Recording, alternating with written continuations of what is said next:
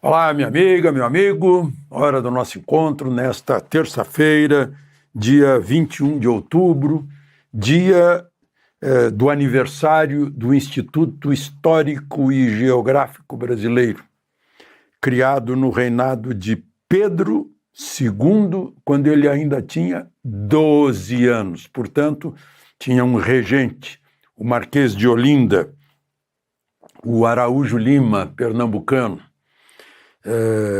e foi um cônego que sugeriu para juntar documentos e fatos da geografia da história do Brasil para embasar uma nação. O conhecimento do próprio país é que nos dá o amor ao país, o amor à pátria, né? E a clarividência já precoce do imperador, né, que teve até a maioridade, né, chamam de golpe da maioridade, antes dos 18 anos, porque ele já estava em condições. Bom, e hoje é o dia do despachante público. A propósito, o presidente Lula ainda não anunciou o nome do substituto de Barroso. Bom, lembre-se de se inscrever e, ao final, de deixar o gostei ou não gostei. Vamos, então, aos fatos de hoje, em que o brilho maior do dia foi de Luiz Fux.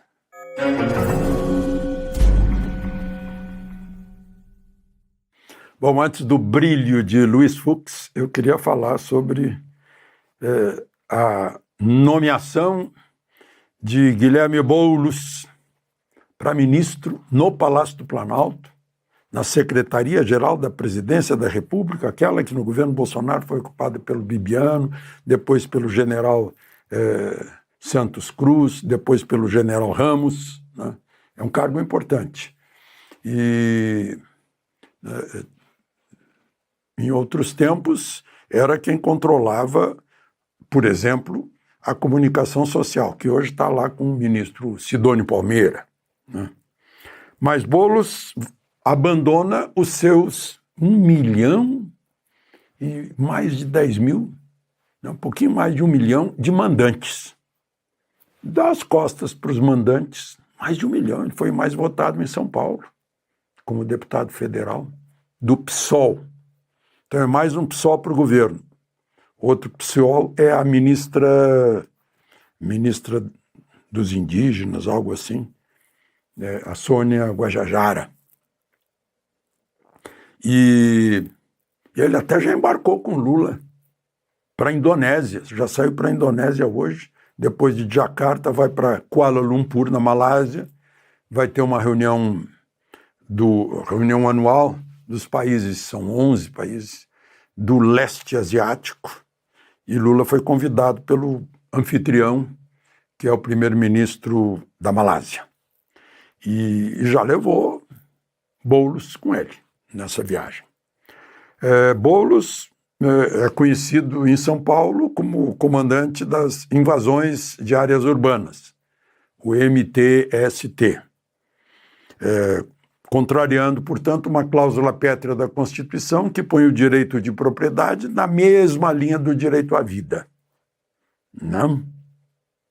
Depois eu vou falar sobre o direito à vida e a reação da CNN ao veto pelo aborto de Barroso, o último voto de Barroso. Mas voltemos ao Boulos. Eu não sei a quem o Lula quis agradar, além de agradar Boulos e o PSOL. Eu hoje, lá no prédio onde tem meu escritório, que também onde funciona a Folha de São Paulo, Poder 360, dentistas, médicos, né? É bem eclético o prédio. Eu entrei no elevador, que eu fico no último andar, ia parando em cada andar e ia entrando gente no elevador, né? Daria para fazer uma pesquisa. Teve 100% de, digamos, horror com a nomeação de Boulos, que é onde é que vamos parar, agora chamando esquerda radical, extrema esquerda, para o governo, né? E Boulos fala em botar o governo na rua, mobilizar o povo. Eu já ouvi essa conversa E em 1963, 1964 não acabou bem, mas enfim, está se preparando para a eleição, tanto que Boulos teve que se comprometer a não ser candidato de novo. O que ele faz muito bem, porque depois de dar as costas para os seus próprios eleitores, que o indicaram para ser representante na Câmara, né? Enfim, está lá. Certamente desagradou Trump, né? Trump foi informado, olha, tem mais um integrante agora da esquerda radical no governo e no próprio Palácio Presidencial. Bom, está lá ele com a Gleisi, né? A Gleisi é ministra da política, lá no Palácio do Planalto. Né? Bom, mas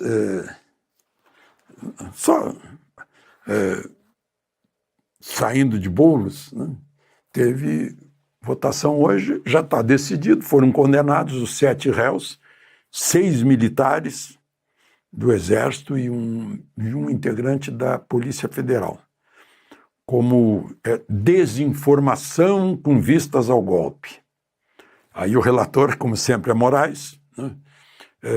Votou Zanin, condenando, claro, e o terceiro votante, Luiz Fux. Né? Eu anotei aqui mais um voto brilhante, uma lição de democracia, de direito de um juiz de carreira. Né? Ele absolveu os 7, né, da tentativa de golpe e confessou que cometeu injustiças ao condenar outros do 8 de janeiro. E ele argumenta que o tempo e a consciência não permitem sustentar os mesmos votos após examinar os fatos com serenidade. É o que o juiz deve fazer sempre, sem pressa, sem raiva, sem vingança, não? E à luz das garantias constitucionais, porque as garantias constitucionais foram deixadas de lado, né? Ficou o ônus da prova, ficou da prova de culpa, não ficou para o Estado, ficou para o réu, né? Para o investigado, foi tudo ao contrário, né? Não houve juiz natural, né? Essas coisas. Aí ele disse, veja só, o sofrimento dos que esperam justiça não pode ser em vão. Não há demérito maior do que o juiz pactuar com o próprio equívoco.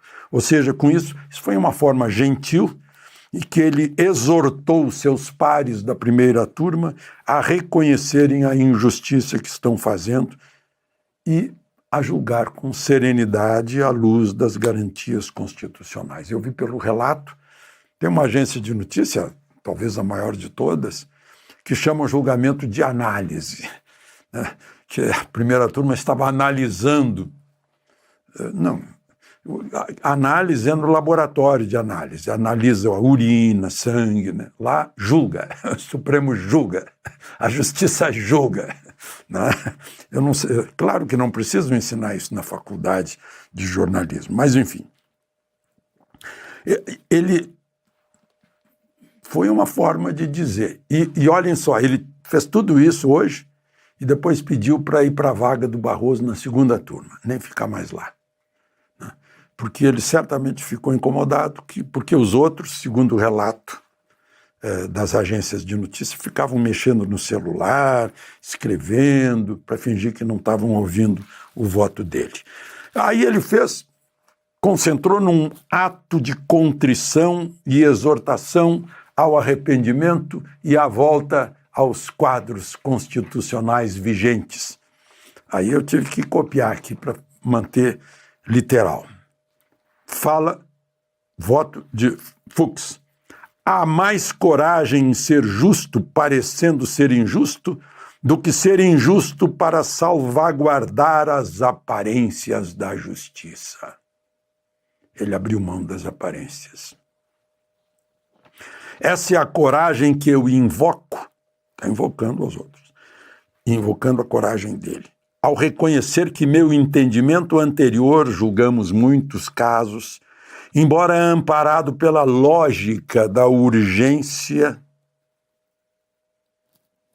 Será que era lógica mesmo? Incorreu em injustiças que o tempo e a consciência já não me permitiam sustentar. O meu realinhamento voltou à linha. Não significa fragilidade de propósito, mas firmeza na defesa do Estado de Direito.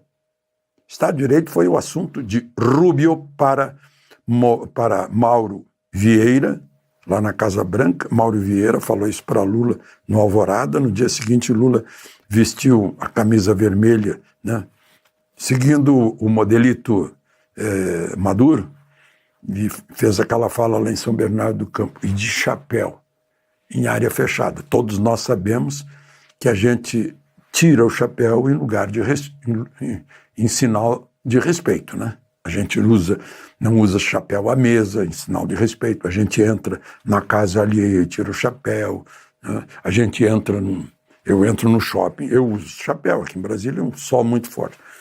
Entro num shopping, tiro o chapéu. Ele estava de chapéu perante a plateia. Bom, mas enfim, só um problema de cerimonial dele lá. Voltemos ao Fux, né? O senso de humanidade, com o passar do tempo, amadurece o senso de humanidade e a coragem de reexaminar nossos próprios vereditos. Em momento de comoção nacional, a justiça busca oferecer uma resposta rápida.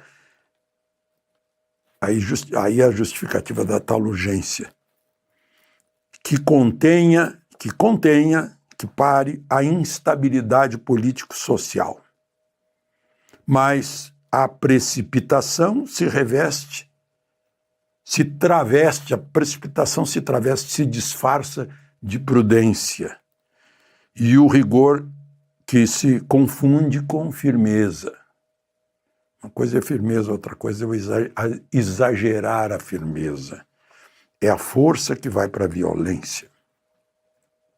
Mas o tempo, este árbitro silencioso e implacável, tem o dom de dissipar as brumas da paixão, revelar os contornos mais íntimos da verdade e expor os pontos que, conquanto movidas pelas melhores intenções, redundaram em injustiça, a meu modo de ver, disse o ministro Luiz Fux.